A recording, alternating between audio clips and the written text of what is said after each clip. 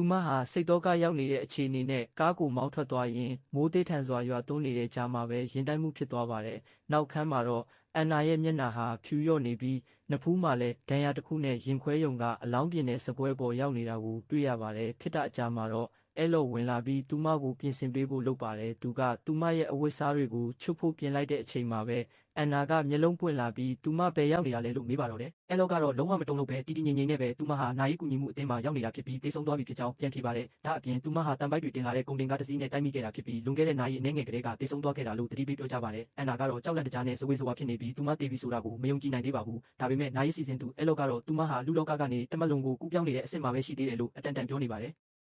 တစ်ဖက်မှာလည်းပေါ်ကအိမ်မှာနိုးလာပြီးသူ့ချစ်သူစီကိုအကြိမ်ကြိမ်ဖုန်းဆက်ဖို့ကြိုးစားနေပါတယ်။ဒါပေမဲ့အန်နာရဲ့ပစ္စည်းတွေကအလော့စီမှာရောက်နေတာဖြစ်ပြီးအဲ့လောကဖုန်းလာတာကိုဂရုမစိုက်ပဲတခြားလူတွေရဲ့ပစ္စည်းတွေထားတဲ့ဘီရိုထဲမှာပဲထည့်ထားလိုက်ပါတယ်။ပေါ်ဟာဘယ်နေရာမှာမှရှာမတွေ့တော့တဲ့အစုံအန်နာအမေအိမ်ကိုသွားပြီးစုံစမ်းပါတယ်။အဲ့ဒီမှာတော့အန်နာဟာမတော်တဆမှုကြောင့်ဆုံးပါသွားပြီဆိုတဲ့သတင်းစုကိုကြားပြီးအကြီးအကျယ်တုန်လှုပ်သွားရပါတယ်။အန်နာအမေကလည်းအခုလိုမိုးလေဝသဆိုးရွားနေတဲ့အချိန်မှာ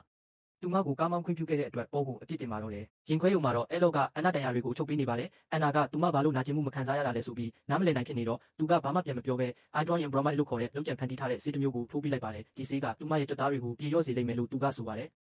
နောက်အကြမှာတော့အန်နာရဲ့ဝီချက်စီထားရတဲ့မိခင်ဖြစ်သူရောက်လာပြီးသမီးဖြစ်သူရဲ့ရုပ်လောင်းကိုကြည့်ကအခုတော့ငါ့ကိုဘယ်သူကြည့်ရှုစောင့်ရှောက်တော့မှလဲလို့ငိုယိုပြီးပြောပါတယ်။မပြန်ခင်မှာတော့သမီးဖြစ်သူရဲ့စပင်အယောင်ကိုမူလအယောင်ဖြစ်တဲ့အညိုရောင်လေးပြန်ပြောင်းပေးဖို့အဲ့လိုကိုတောင်းဆိုခဲ့ပါတယ်။နောက်ပိုင်းမှာတော့အန်နာဟာအခန်းထဲမှာတယောက်တည်းနိုးလာပါတယ်။သူမဟာအာတင်ပြီးထထိုင်လိုက်ကအနီးနားကဖုန်းကိုသွားကင်ပေမဲ့ဖုန်းကအလုံးမလုံးပါဘူး။အဲ့ဒီအချိန်မှာပဲပေါ်ကနာရေးကူညီမှုအသင်းစီရောက်လာပြီးသူ့ချစ်သူကိုတွေ့ခွင့်ပေးဖို့အဲ့လိုကိုအတင်းအကျပ်တောင်းဆိုပါတယ်။ဒါပေမဲ့အဲ့လိုကတော့ပေါ်ဟာအန်နာနဲ့တရားဝင်ပတ်သက်မှုမရှိတဲ့အတွက်ပြီးမတွေ့ပါဘူး။ပေါ်ရဲ့အတန်ကိုကြားရတဲ့အန်နာကတော့တကားကိုထုရိုက်ပြီးအော်ဟစ်အကူအညီတောင်းပေမဲ့ဘယ်သူမှမကြားခဲ့ပါဘူး။ပေါ်ဟာသူ့တငယ်ချင်းရဲရရှိတွန်နဲ့တွေ့ပြီးနာရေးကူညီမှုအသင်းထဲဝင်ခွင့်ရအောင်အကူအညီတောင်းဖို့ရဲစခန်းကိုသွားပါတယ်။ဒါပေမဲ့တွန်ကကင်းလဲထွက်သွားတာကြောင့်ခဏဆောင်ဖို့တခြားရဲတယောက်ကပြောပါတယ်။စောင့်နေရင်းနဲ့ပေါ်ဟာတင်းစီထားတဲ့အန်နာရဲ့ပစ္စည်းနေတဲ့ကားလေးကိုဝင်ထိုင်မိပါတယ်။အဲ့ဒီအချိန်မှာသူဟာအန်နာရဲ့ပုံရိပ်ရောင်ကိုမြင်လိုက်ရပြီးတွန်ရောက်လာမှပဲသတိပြန်ဝင်လာပါတယ်။ပေါ်ကအန်နာကိုတွေ့ခွင့်ရဖို့တွန်ကိုအတနာခံပေမဲ့တွန်ကလည်းဘာမှမတတ်နိုင်ဘူးလို့ပဲပြောပါတယ်။အခြားတစ်ဖက်မှာတော့အန်နာဟာအခန်းထဲမှာရှောက်သွားရင်းတခြားလူတွေအလောင်းတစ်ခုကိုတွေ့သွားပါတယ်။သူမလည်းအဲ့ဒီလိုမျိုးအဖြစ်မခံနိုင်ဘူးဆိုပြီးကက်ကြီးတစ်လက်ကိုကင်ကအဲ့လိုအလားကိုစောင့်နေပါတယ်။အဲ့လိုဝင်လာတာနဲ့သူမကကက်ကြီးနဲ့ထိုးတက်မယ်လို့ချင်းချောက်ပေမဲ့အဲ့လိုကတော့လုံးဝမကြောက်ပါဘူး။သူကမင်းကတေးပြီးသားလူပဲငါ့ကိုဘာမှလုပ်လို့မရဘူးလို့ပြောပါတယ်။အန်နာကလည်းငါတေးပြီးဆိုရင်မင်းနဲ့ဘယ်လိုလုပ်စကားပြောနိုင်မှာလဲလို့ပြန်ပြီးညှင်းခုန်ပါတယ်။အဲ့ဒီခါကျမှအဲ့လိုကသူဟာတေးဆုံးသွားတဲ့သူတွေနဲ့